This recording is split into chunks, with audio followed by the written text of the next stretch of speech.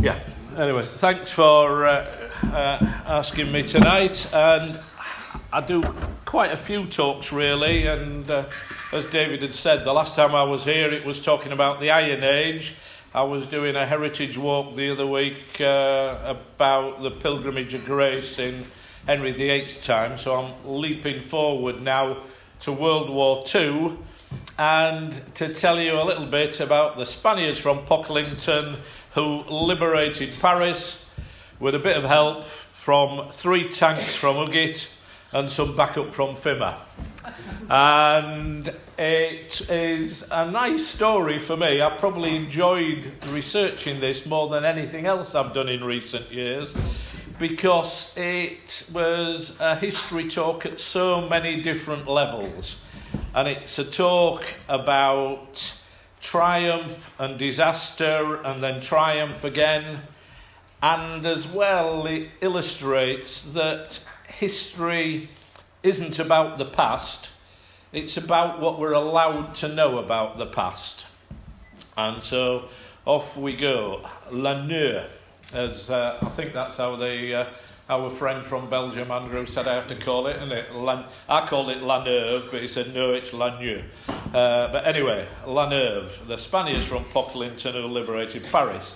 I'm not going to talk about that to start with. We're going to have a look. You don't have to read all that, I'll go through it, but just putting it into context. From 1936 until April 1939 was the Spanish Civil War.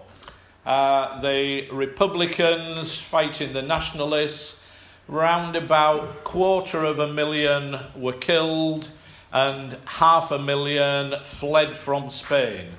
And that finished. The Nationalists, backed by the Nazi regime, won, and a few months later World War II broke out. Within 9 months things were looking pretty grim for us. It was Dunkirk, we were in retreat. Germany thought they were on the brink of winning the war, and France signed an armistice, except a guy, General de Gaulle, wouldn't agree to surrender and sign an armistice, and he formed what was called the Free French. Initially, there was only about 5,000 Free French troops. Tiny number. Moving on, after Pearl Harbor, America joined the war at the end of 1941, but didn't do a lot for a while until May 1942. They joined up with the Allied forces in North Africa, and so in North Africa you had some Free French on one side along with the British troops, and the Americans joined them. On the other side there was the German forces, and they were being backed by the Vichy French forces, because Vichy France had kept most of their French colonies, and they had lots of countries that belonged to France, and they were fighting against the Allies. But in early 1943, the Allies triumphed and the Nazis surrendered in North Africa, and that brought together the Free French and the Vichy French troops, and they became the Army of National Liberation. And then what happened is they were pretty run down and nondescript, was the French forces, and so the USA agreed to equip all the French forces. And that didn't just give them modern equipment, it made massive changes to the army, because the American High Command was racist. They didn't allow black troops to fight on the front line. They had an odd person, might be a cook or work around the back, but no frontline troops could be coloured. And moving on again, at the end of 1943, the US Third Army came to England and started gathering together for D-Day, and in April 1944 the French forces were shipped from Casablanca to Swansea and Liverpool and then sent across to East Yorkshire. I'm told that they picked East Yorkshire because they thought the countryside around here was similar to northern France, and if they were going to push across France, then they had got new equipment, and so what they had to do was to learn to use that new equipment in circumstances and surroundings that were going to be similar to what they came across in France. And then they spent 3 months in East Yorkshire, and on the 1st of August 1944 the French Armoured Division landed on Utah Beach, and just over 3 weeks later they liberated Paris. So that's the timeline. So if we move on a bit and just show you pictorially, like I say, the USA agreed to equip the French forces in 1943 by what was called a lease-lend agreement, and here is the French army. Pretty traditional, right? And like I say, also predominantly coloured. And because of the USA agreement, which gave them 400 tanks, 2,000 machine guns, and 4,500 trucks and cars, the French army was changed from that to that. And then put in a ship and sent to East Yorkshire. And they arrived in East Yorkshire in April 1944. There were 15,000 troops billeted across East Yorkshire. It was a remarkable journey getting here.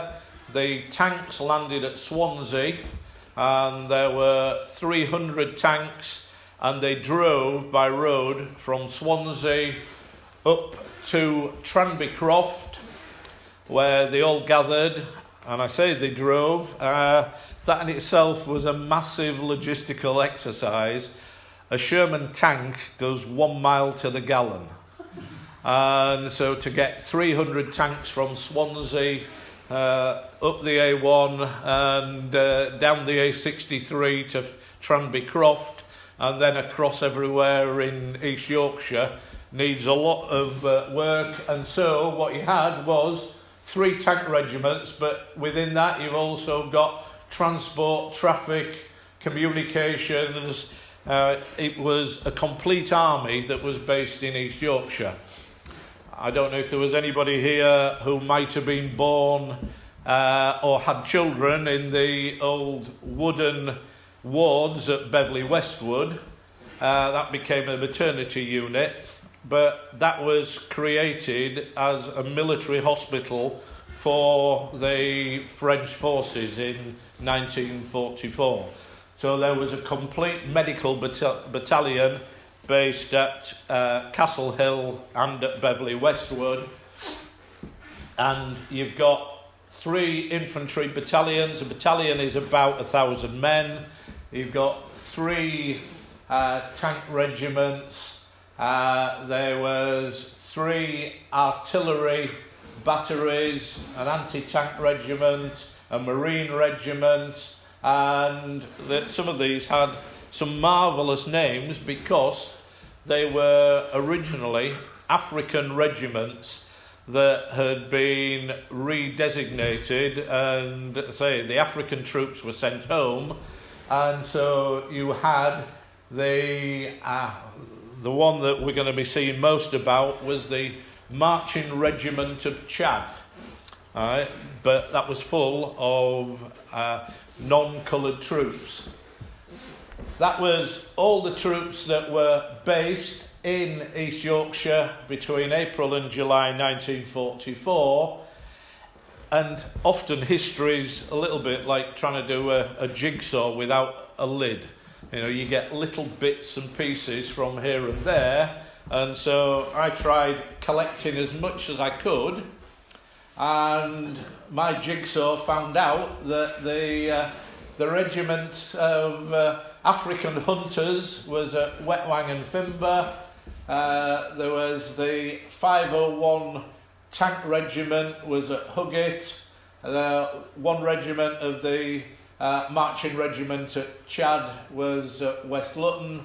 The 2nd regiment, most of them were at Fimber, but there were 3 companies in Pocklington and Killick Percy, and there was a regiment of cuirassiers at West Luton.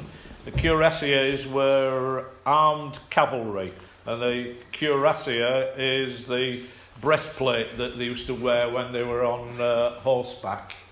There was an artillery company at Sledmere, and also at Sledmere were the Marines, and I shook that photo in because that's General de Gaulle's son. He was in the Marines and was supposed to be at Sledmere.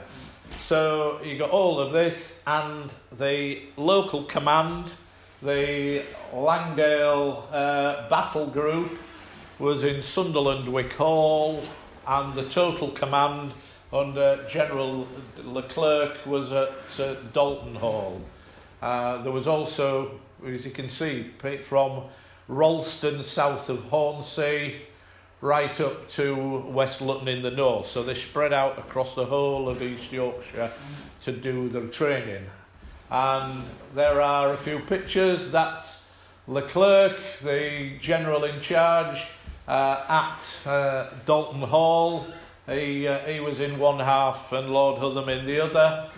That's part of the tented village at Fimber, and that's the tanks going through some of the back lanes of East Yorkshire, and that's called the Rombalettes, who are the nurses within the medical group within that. So, and like I say, when you go back and look at Fimber, there must have been thousands and thousands of men based at Fimber, because when the French troops arrived, there was already Maczek's 1st Polish Armoured Division there, and there was a tank squadron from the Guards that were predominantly Southern Irish Guards in tanks as well. So you've got Poles, Southern Irish and French, all at Fimber.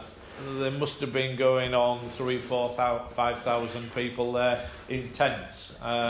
They called it Fimber Station. You know, it's what I call Fimber Bottoms. And you know, until I started doing this research, I knew that Fimber Bottoms was an important place in World War I, and particularly for the Wolds wagoners. But suddenly it started to open my eyes that there was this massive amount of activity throughout World War II, and you know, this is one little bit window in 1944.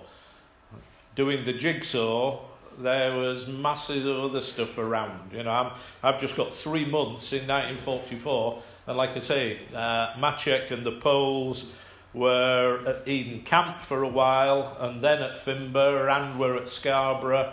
There were Guards divisions all over the place as well. It'd be fascinating to try and map it. So those are some of our local pictures.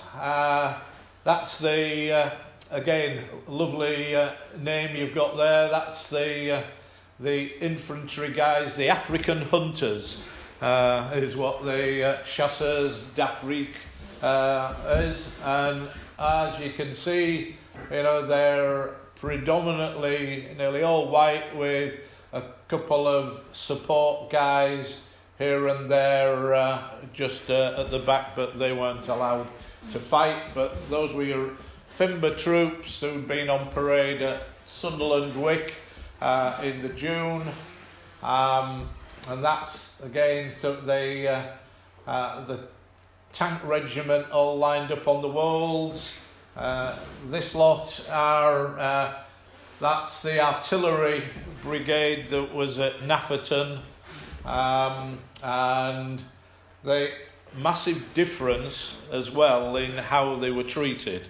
As we'll see, the troops in Pocklington, all the pubs were open all hours and were welcomed with open arms, and they were billeted above shops and in various buildings. At Huggett, they were in tents, and the Wolds Inn was out of bounds, and so they had to save up and get a taxi into Pocklington if they wanted a pint, but they weren't allowed in the Wolds Inn. One of the bits that I hadn't realised till I started looking at this is there were early preparations made at Huggett to build a aerodrome there, and there was some hard standing laid down, and then they changed their mind and built it at Pocklington instead. But I found that within some of this research. And just from when I was talking about from Fimber to the Champs-Élysées, that tank Auvergne is pictured at Sunderland Wake in the July of 1944, and that's the same tank that's in front of the Arc de Triomphe a month later. Do you know where the cockpit came from? No, I've tried very hard. If you've got a bit of a test later, because we're showing you a couple of film clips as well to see if you can recognise that. But as I'll go on, I'll tell you why it's become easier, and we might be able to find out soon. That's at Dalton Hall. Every regiment was presented with its colours before they set off for France, and so that was coming together at the end. And then this time they didn't drive the tents back to Southampton, they drove them to Hull, and that's still going to use a fair bit of fuel. There's 300 tanks at 1 mile to the gallon, but they drove them to Hull and then put them on trains and took them down to Southampton, and on the 1st of August 1944 they landed on Utah Beach. That isn't my talk, but that gives you a bit about the French forces in East Yorkshire in 1944. I'd spoken to Jim Ainscough, who wrote a great book called Pocklington at War that he was researching in the early 2000s, and he was telling me how he knew some of that information, but it was only a little bit. It was really difficult to get anything from official sources, and so in his book all about Pocklington at War, there's only really a page and a half about the French forces. But once you've got a framework, what brings history alive is some stories. And I took that photo at 5:30 this afternoon. There was a company of the Marching Regiment of Chad based at Killick Percy. And I was talking a few weeks ago to a guy called Jeff Todd, who's 88 now, I think, and he was saying when he was a lad, he was going fishing just after the French had left, and there was a Bren gun on its tripod in the wood. And he said there was all sorts of stuff left behind. And I got talking to one of my rugby mates, Ian Rawlins, and he was one of 3 mischievous sons of the cowmen from Killick Percy. And they used to go out in the woods, and their dad would hear banging in the shed, and they'd come back with handfuls of live ammunition and put them in Dad's vice and were banging him with a hammer and trying to get to fire off a cannon shell or a bullet shell. So the Dad had given him a clip round the head, and there was a old well just outside the blacksmith shop at Killick Percy that had a massive stone right across the top of it, and their Dad used to confiscate all this stuff, go get the tractor, put a chain on and drag this stone off, chuck it down the well and drag the stone back again. And then a few days later they'd gone back in the woods and he'd hear a commotion in the garden, and there was two of the Rawlins brothers fencing with bayonets, and again cuffed round the head, and the Dad would have to go and get the tractor again and the chain and drag it off. And I've always thought, when Ian told me that story, that is the well round the back of the blacksmith shop, which is now a cottage or a barn conversion at Killick Percy. It'd be great in another 100 years if Time Team comes back and does some excavation at Killick Percy, and scratching their head, what the hell have we got here, when there's a well that's full of bayonets and guns and cannon shell in what's a Victorian well. And like I say, stories, I would imagine most of you know Richard Myerscough, the church stone man. I was talking to him a few weeks ago, and he's been doing some work with his U3A group, geology group, in Pond Wood, which is between Bridlington and Killam. And I was talking to him about, I was going to do a talk about the Free French, and he was saying, we're in Pond Wood.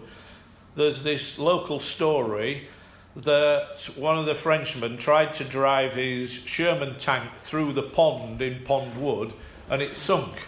And they jumped out and they came back with a load of extra help and pulleys and chopped some trees down. And the harder they tried to get this tank out, the deeper it sank. And in the end, they left it. And so the locals at Killam reckon there's a brand new Sherman tank at the bottom of the pond in Pond Wood.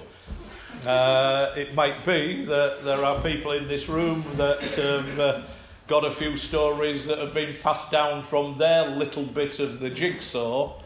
And if so, then let me know. We'll put it together. I'm still trying to chase bits and pieces up. I was at work with a guy who said, the Dollies Arms in Hessel at the side of the A63, said there's a picture there of all these tanks lined up coming into Hull. So I went round and walked round around the pub and got some odd looks, and apparently it was refurbished a couple of years ago and they didn't know what to do with it, and so one of the regulars said, I'll have that. And so there's this this unique photograph of lines of tanks all going into Hull that is in somebody's shed now, and I'm still trying to track that down. So you keep getting bits, a little bit more and a little bit more of the jigsaw.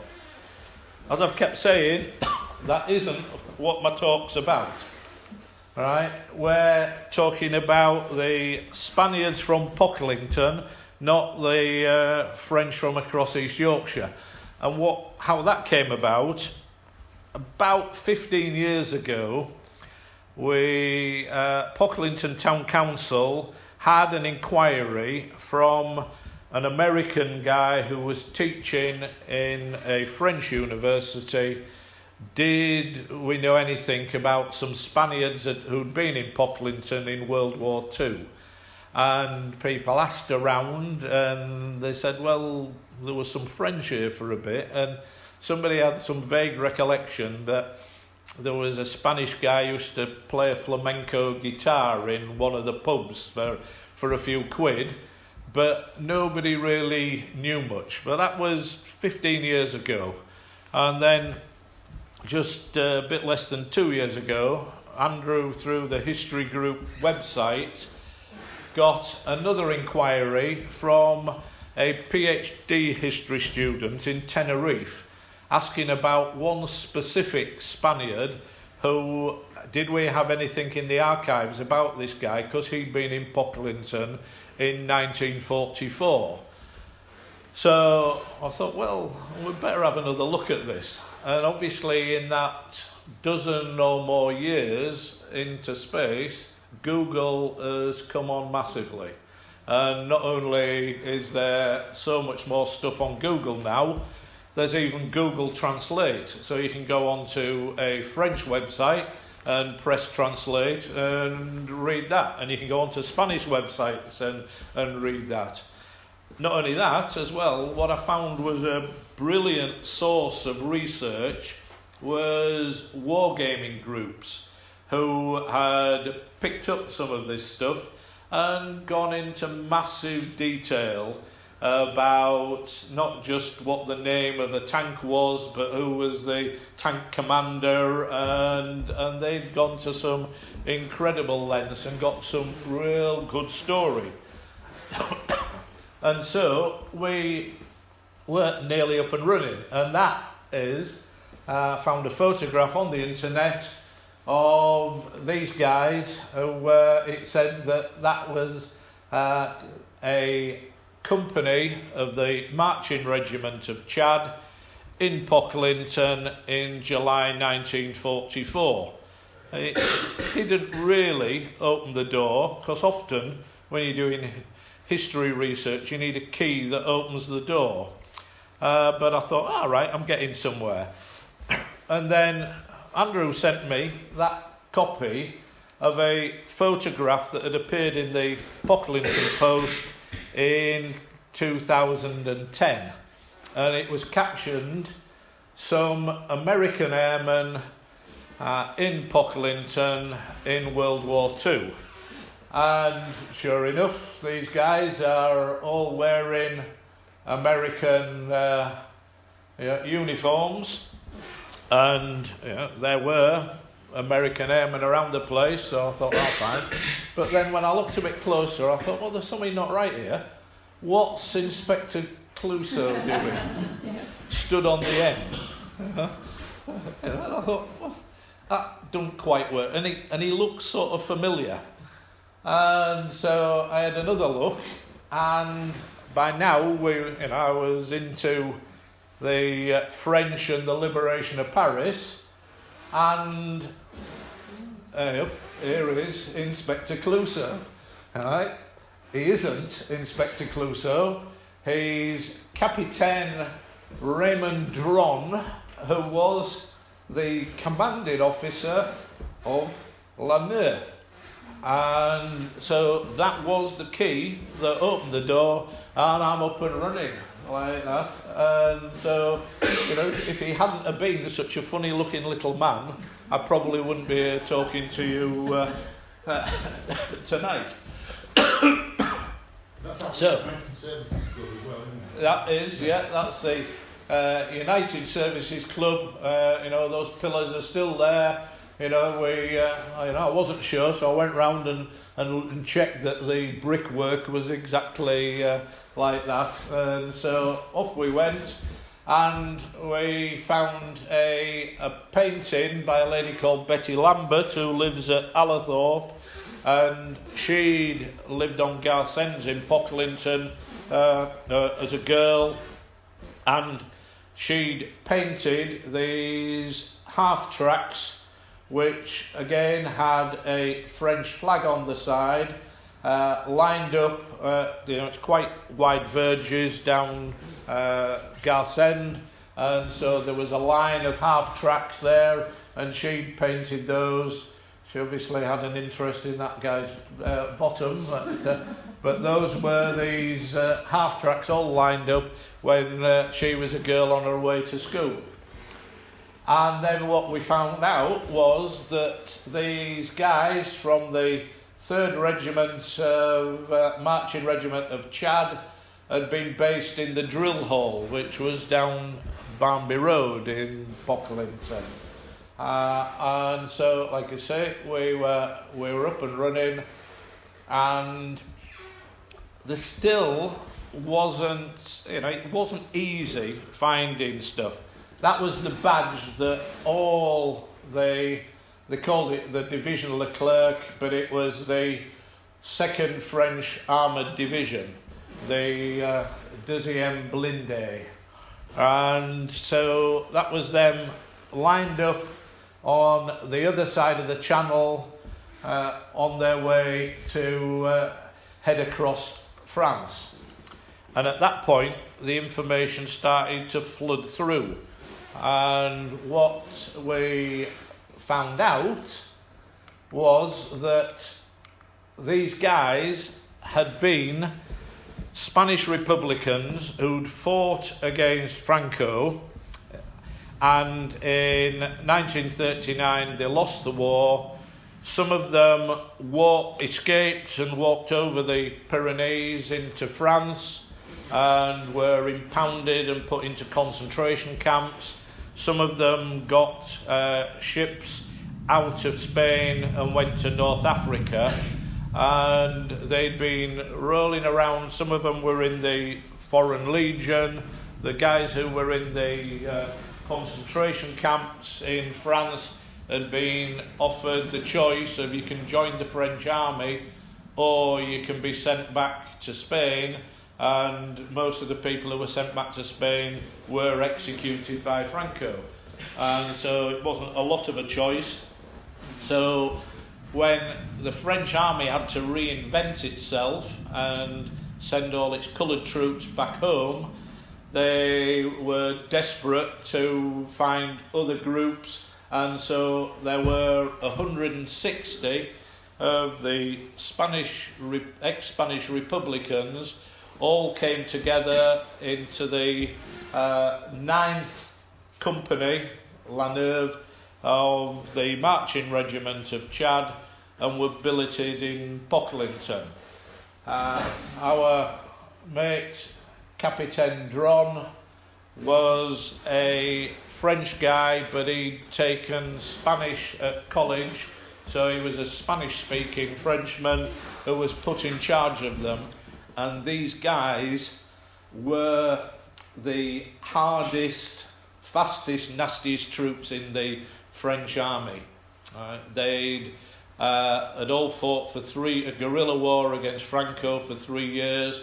Some of them had ended up in the Foreign Legion and had ended up fighting in Norway for the Allies, and all of them had ended up on one side or the other fighting in North Africa, and then came together as La Neuve.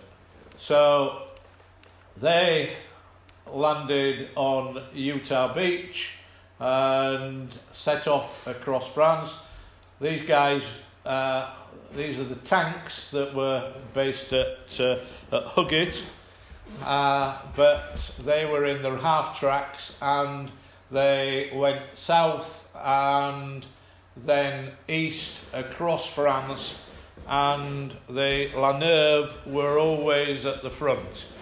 They were driven because they had been led to believe if they helped the Allies defeat Hitler, then they could have another go at Franco and the Allies would support them. So they wanted to get the job done quick and then get back to trying to liberate Spain. They were very hard, they moved very fast. What I found was that they kept taking German prisoners, and what they found was that if there were American troops nearby, they could swap Germans for cigarettes and petrol. And so whenever they were getting short on fuel, they captured some Germans and topped their tanks up with petrol, and off they went again.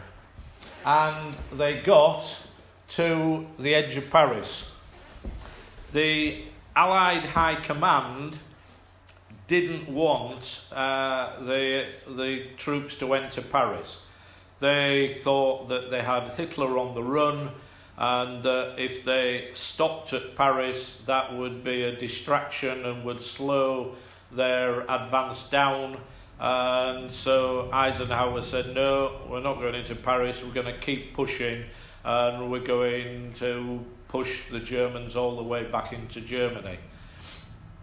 What happened in the right at the first week in August, was in Warsaw, there'd been an uprising against the Germans because the people of Warsaw had heard that the Russian army was coming to liberate them, and so if Russia was coming from the outside, there was an uprising on the inside, and the Russian troops didn't come, and Warsaw was razed to the ground.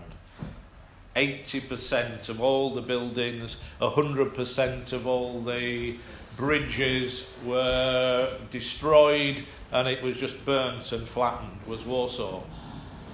De Gaulle got to hear about that, and he implored Eisenhower to say, we've got to get into Paris, because he'd heard that the resistance in Paris had also risen up against the German occupying troops, and there was about 20 to 25,000 German troops in Paris at the time, but the French resistance had taken the town hall, which wasn't the German high command, they were in the Hotel Majesty, but they'd taken the town hall and were holding out till the Allies came.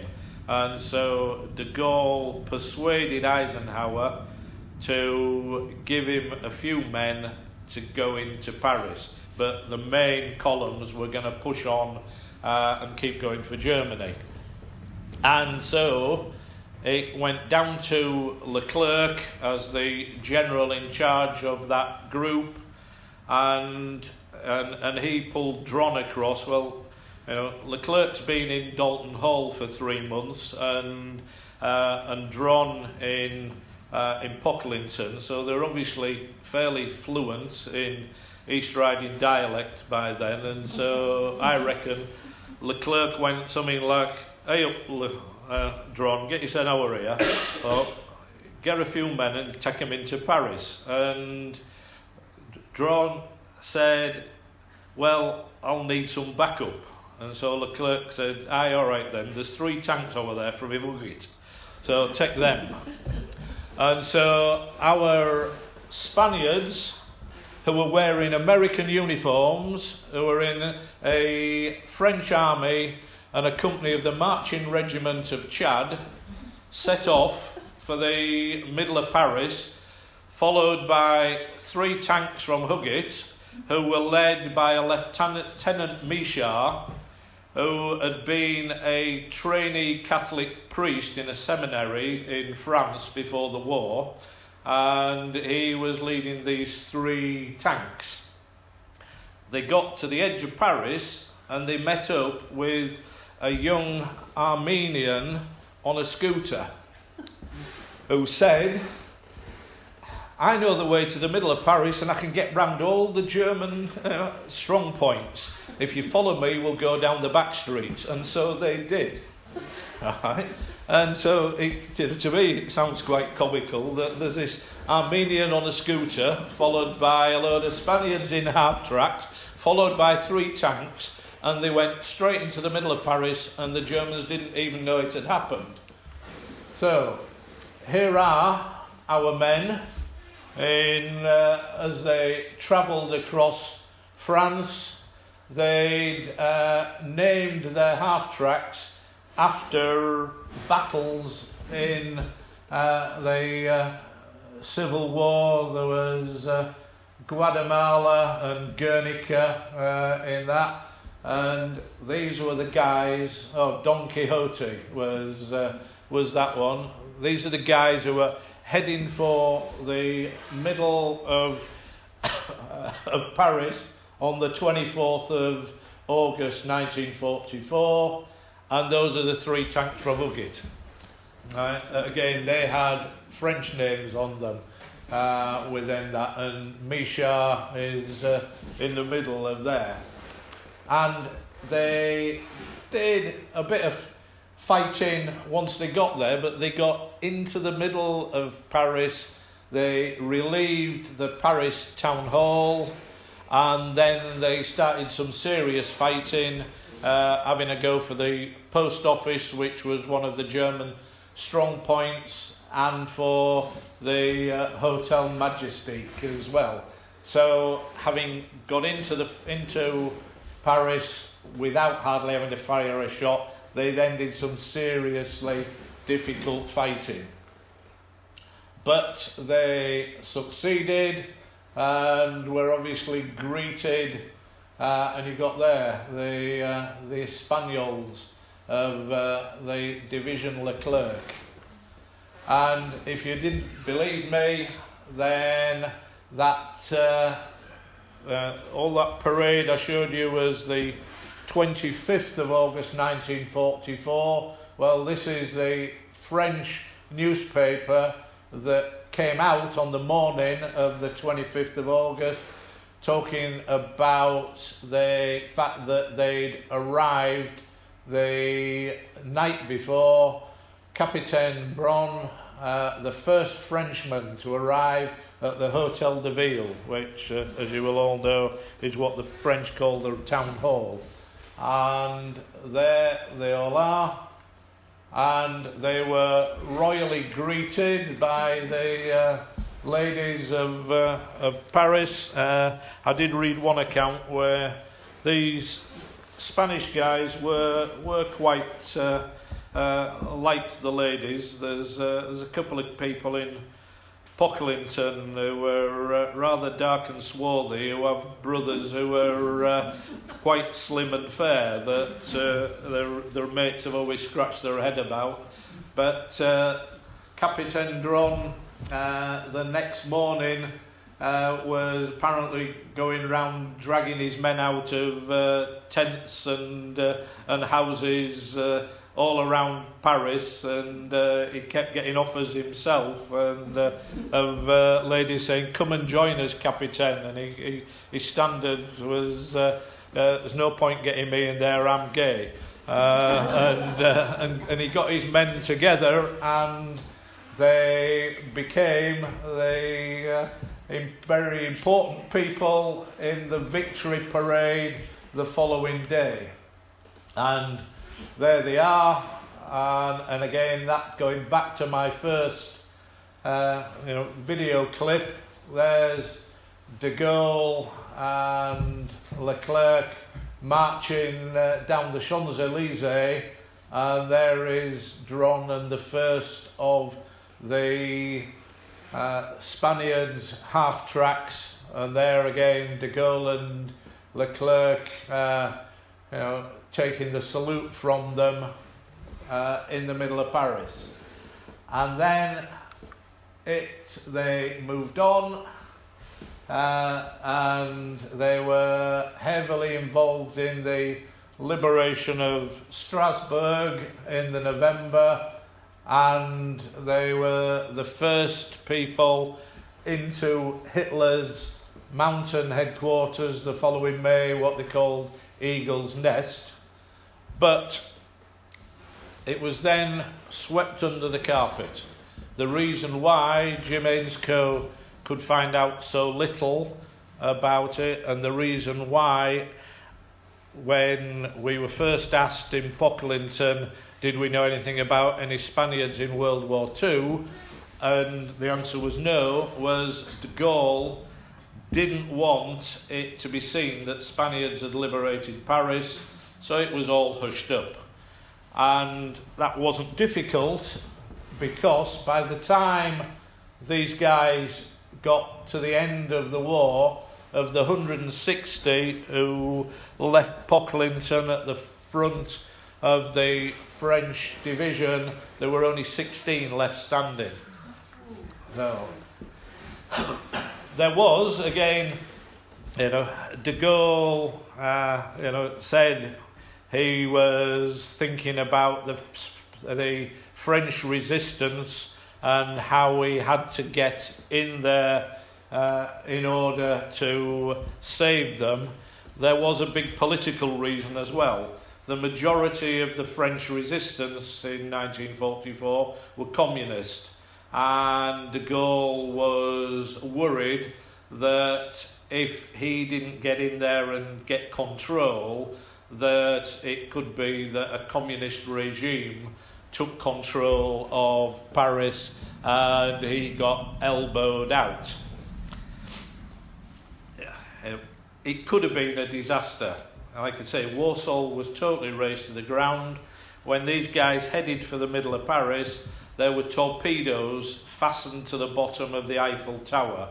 Every bridge across the Seine had been got explosives on it, and Hitler had sent instructions to blow Paris up and burn it to the ground and don't leave anything standing.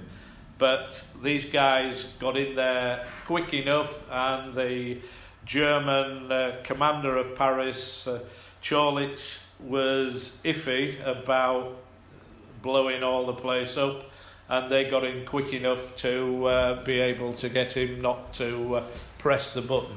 But it could have been that Paris was a brand new city by now if these guys hadn't got in there quick. So that's my men, and just a few little bits and pieces. You know, history's all about individuals as well. There's the Capitaine Dron and his best men all getting ready for the push for the centre of Paris. This guy is Martin Bernot. He was a bullfighter before the Spanish Civil War, so he was a big bear of a man, but he's obviously pretty light on his feet. He escaped to France at the end of the Spanish Civil War, walking through the night and hiding in the day, and crossed the Pyrenees. He was an exceptional fighting man. It's said that he was the first man into Eagle's Nest, Hitler's headquarters, and that he sat in Hitler's chair and then got up and peed on it. This guy is Amundo Grinnell. He'd been a lieutenant in the Spanish Republican Army from 36 to 39, and he got on the last ship out of Alicante, which was a British coal steamer, and he escaped to Algeria. He was a bit of a rebel because that's the victory parade, and that's Grinnell had nicked Chorlitz's Mercedes staff car, and so he drove that down the Champs-Élysées in front of the half tracks. And just when, like I say, once you get a framework and information starts coming out of the woodwork, there was the nephew of the daughter of the caretaker of the drill hall in Pocklington, suddenly came up with his auntie's little scrapbook from 1944, and this was written by Joseph Cortez, and he is saying here we go, Sergeant Cortez, and he's saying how they arrived in Pocklington in June 1944 and left. Right, we got that right there. But that's when they arrived and when they left.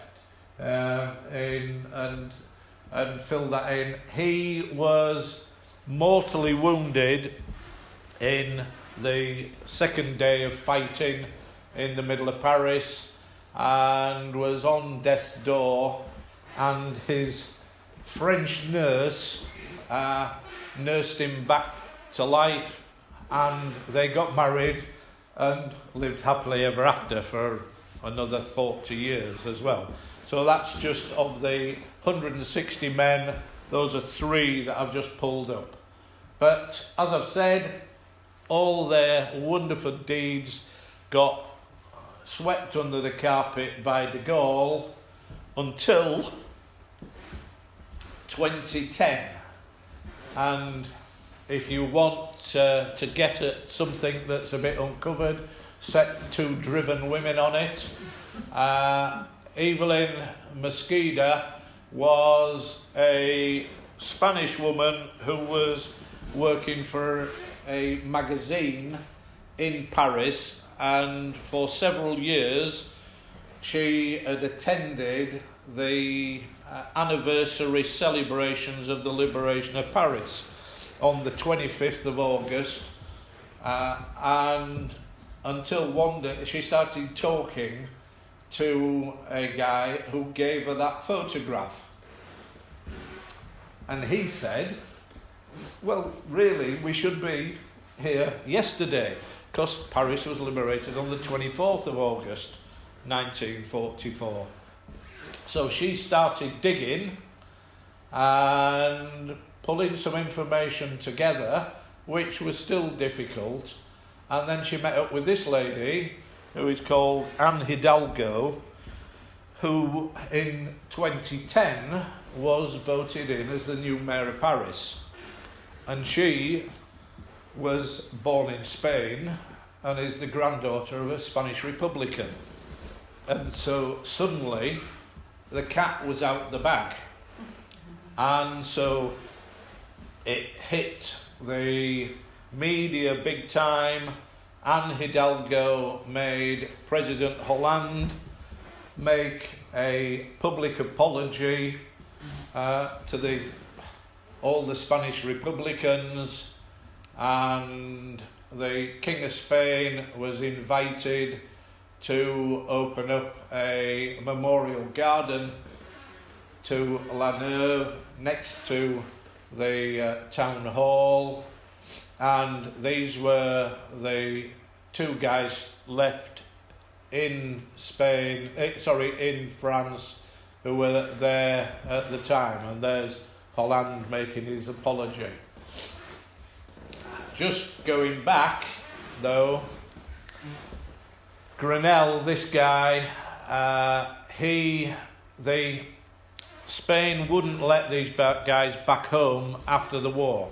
Like I say, they'd been led to believe that the Allies would support them to go have another go at Franco, and they got stabbed in the back. The Allies made peace with Franco, and these guys were declared traitors, and they weren't allowed to go back to Spain until 1970. Martin Bernot became a shoemaker in Paris. Amundo Grinnell, he ran a cafe, and Cortes went to also to Strasbourg, and so, but Grinnell wasn't allowed to go back to Spain till 1970, and he did move back, and in 1972 he was on the way to collect his pension, and his car was run off the road down a ravine, and he was killed. And the conspiracy theorists reckon he was deliberately killed because the authorities wanted to get their own back. But there was the triumph that, thanks to the efforts of the story coming out and Anne Hidalgo as a politician making that happen, it all came to the fore. And so as well, they also created a park in the middle of Madrid that also commemorated La Neuve in Spain as well. And just going back to my daughter of the caretaker, is this here is a postcard that Ralph Gomez sent to Vera, the little Vera, back in Pocklington, and he is the last of Neuve. He's 99 in January, and he was the last guy left alive when they opened this park in the middle of in Madrid 2 years ago, and that's the New Year card he sent back to Pocklington after the war in 1948. Okay, thank you.